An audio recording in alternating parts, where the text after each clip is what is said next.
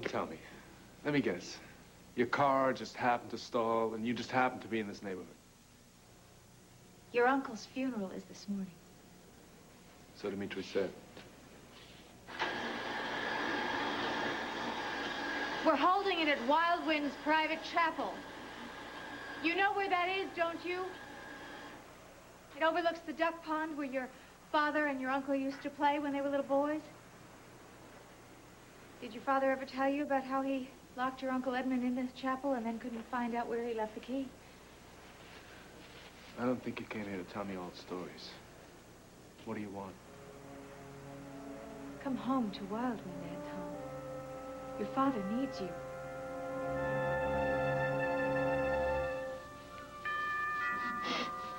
I'll get it. No, you'll not get it. I'll get it.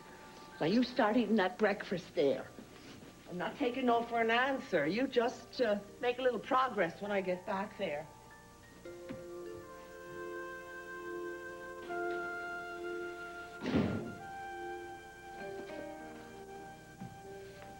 Dmitri?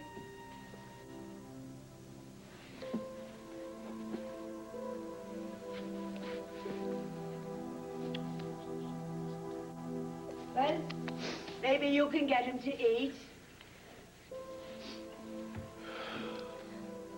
Should I have waited for the funeral? No, I'm glad you're here. You were such a wonderful brother to Edmund. I wrote him off as a fraud. Oh, maybe you did it first, Dmitri, but when you got together, you made an enormous difference in his life. You gave him the family that he never had as a child. I wasted so much time fighting with him. I thought I'd have years to make up for it. You don't have anything to feel bad about. I'm the one who should feel guilty. Because you and Edmund didn't make it?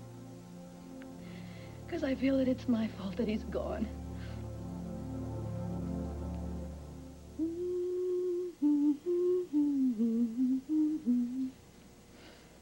Oh, my girls have beautiful hair.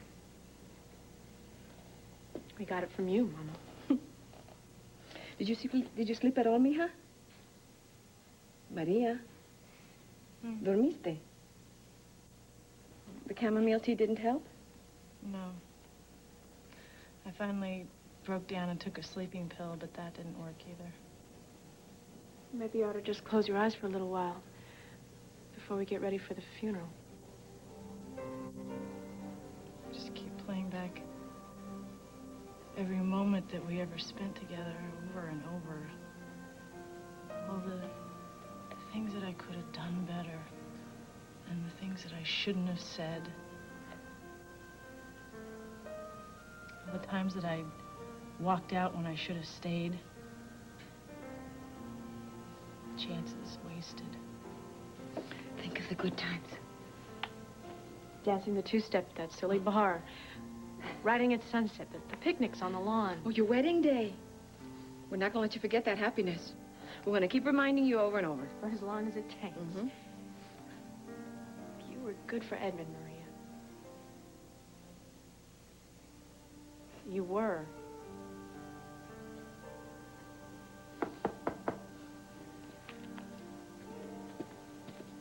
Shall I run you a bath?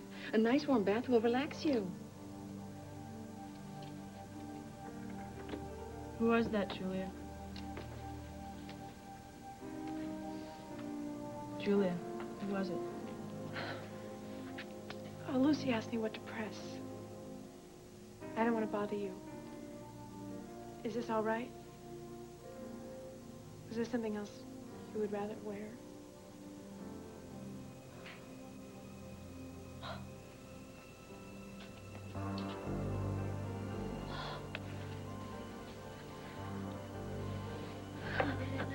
Mi nena. Maria, the whole time. I'll hold your hand the whole time, Maria. No. I'm not going to go to this funeral. I'm not going. I can't say goodbye to Edmund.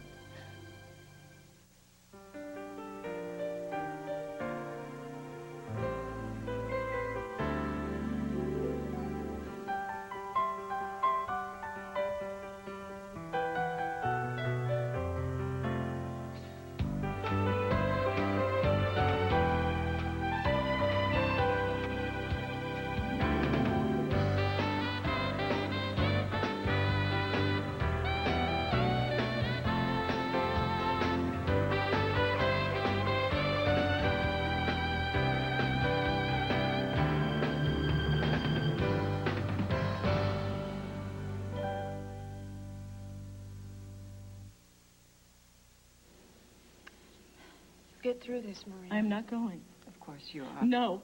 I'm telling you, no. This feeling you have, it will pass, querida. I had the same feeling. I felt like you did when Abuela died. How could you possibly know how I feel? I couldn't bear to see my mama's casket. I couldn't bear to say goodbye. Mama, that was different. Grandma was an old woman. Oh, not to me, Maria. Never to me. Whenever I looked in my mama's eyes, I would see the girl that used to swing me up in the air. That's why I thought I couldn't stand to lose her, Maria. That's why I thought I couldn't face that funeral. I thought I would die, that it would kill me, but I was wrong. And actually, it made it better. Mama, what if you would hurt Grandma? And then the next thing you knew, she was dead. That's all the more reason to go to the service. You didn't get a chance to say goodbye to Edmund. Say a loving goodbye to him now. No, it's too late. No, it's never too late, Maria. No. Okay, take this heavy burden off your heart. I can't face all of those people. What people? Your friends? Mother, I will fall apart! You mean cry? Yes. People cry at funerals. If you don't go to your husband's service, you'll regret it for the rest of your life. How do you know that? Maybe Maria is right. Maybe she just needs to say goodbye to Edmund in her own personal way. The service will comfort your sister. She needs to hear what the priest has to say. I'm not going. Take a bath and then decide. I'm not going to change my mind. Okay, I'll go run the water and then we'll talk. Will you leave me alone, please? I need to be alone. Mama. Come on. I want to be by myself. Just think about what I said, Maria. You could still change your mind.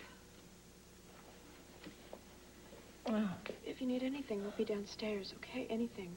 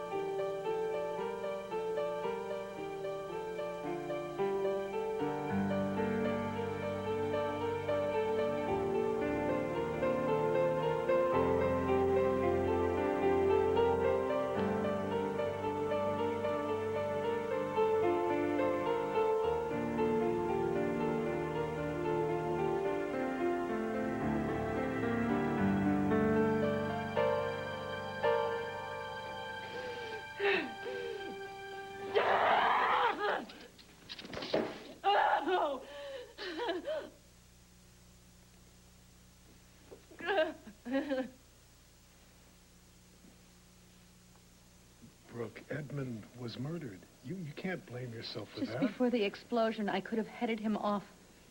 But I got sidetracked and I got to the hospital too late. But did you know that there was a bomb in Edmund's car? No, but I knew that he was in trouble. Then catching up with him wouldn't have done any good. Even if you'd talked him out of the Cayman trip, he still would have had to drive home. I just can't let go of this feeling, that I let him down. Well, neither can I. I mean, why didn't I ask more questions? Why didn't I do some checking on my own? If only I had become more involved, if I'd had the sense to hire some protection. I should have done that. No, it was my brother, my responsibility. But... Brooke, look, this is absurd. It's not our fault. Now, the creep that planted that bomb had total control. It just hasn't sunk in yet. I can't believe it. I feel like I'll look up and I'll see him come through that door. I know what you mean. How could Edmund be dead? I keep picturing him telling St. Peter to forget it. I will never, ever forget him. He's part of us. Forever.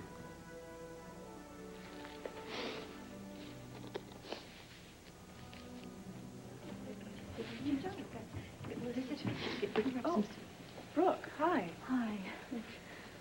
I'm sorry. I hope I'm not intruding. No, please. Thank you for coming. How is Maria? Not too well. She can't bear up to the funeral. Nothing I say seems to help. Do you want me to talk to her? Could I go up and see her? Brooke, that would be nice. Okay.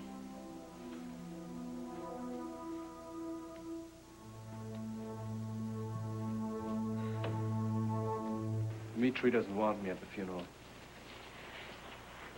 Then why did he call and ask you to come? He called to use Edmund's death to come between me and Kendall. You can't possibly believe that. You know how much your father loved your uncle. Your father is devastated. Not devastated enough to stop manipulating me. Who's manipulating whom, Anton? You're the one who forced the issue with Kendall. Look, Kendall is my wife.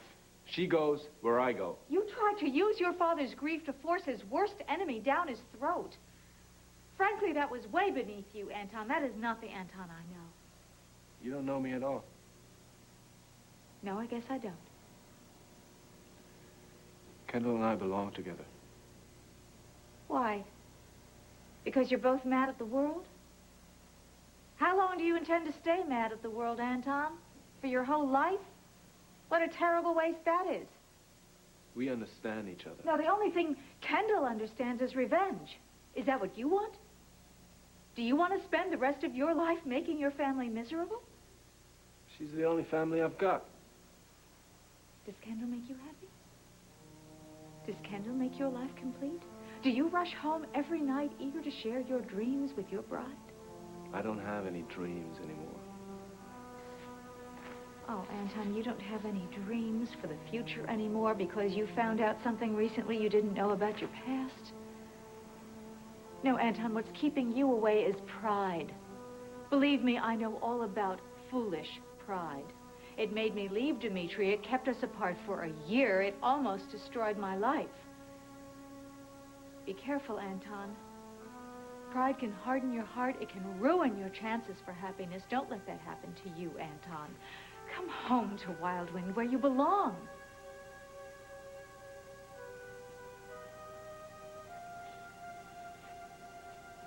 This isn't about the funeral. This is about me and Kendall. You and Dmitri want me to leave her, right? I don't deny that. Forget it.